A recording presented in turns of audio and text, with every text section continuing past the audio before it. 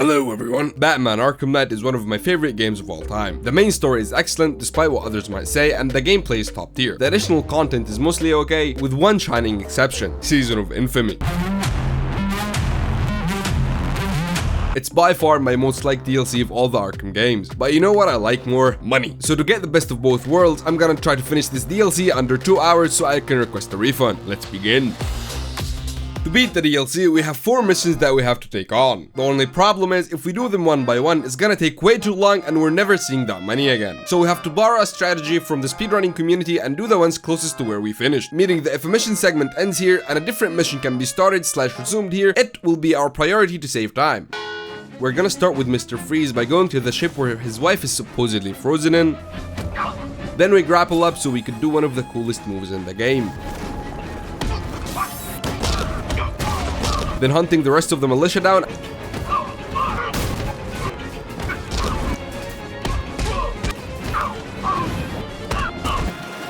And destroying their sentry gun. And lastly, hacking this panel to open the door in the hull, to finally trigger Freeze's cutscene that we skip. We're gonna do that a lot throughout the run. Our next stop is Ghul, and wasting a good amount of time going there because I forgot where it was and refused to use the mission select menu. Going there after using the mission select menu, I scanned the bodies to advance the mission and forget to scan the blood trail, which led to me going to the hospital for the next part of the mission without it being activated, and having to go back to scan it, wasting even more time. Finally doing that and going back to the hospital, the game decides that I'm an atom's length too close and electrocutes me to death. On the next try, we power down the generator and make it inside the hospital where some assassins are waiting for us. Nothing some ACs to the face can't handle.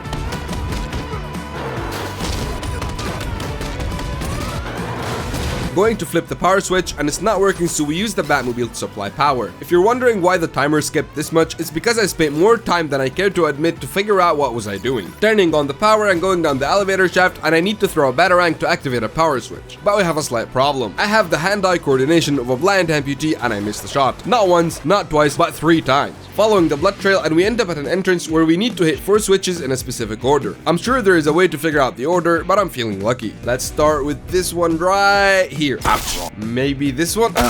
Told you. That was easy. Going inside, and here he is. Skipping the cutscene and going out, we head to the airship Killer Croc was imprisoned on, which, by the way, whose genius idea was it to put a mutated crocodile up in the sky? Like, I definitely don't foresee any consequences coming from it. Anyways, going to the consequences and getting inside, we navigate the airship and save the warden from drowning. And this was actually the only cutscene I didn't want to skip, so here I am wasting time by exiting the game, then entering the wrong save, and then exiting again, then choosing the right one, only to find out that I have to load a save backup so it's before the cutscene is triggered. You got no idea.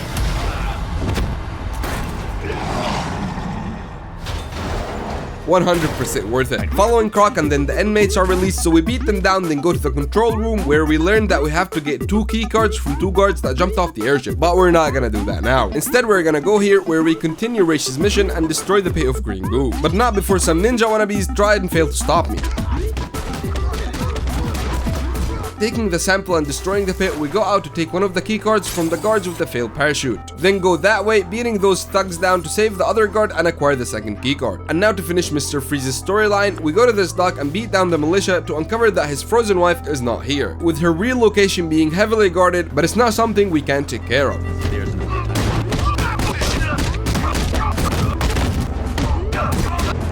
Getting to her chamber, and we skip a cutscene, and now we're on our way back to Mr. Freeze. You can't tell me you've seen better driving than this. And another one for good measure. After making it to where Freeze is, you see all these drones.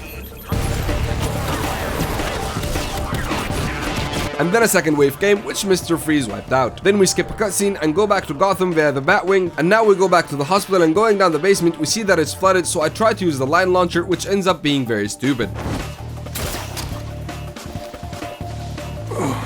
So for the next try, I actually shut off the electricity first and go see Ra's for one last time to destroy his machine.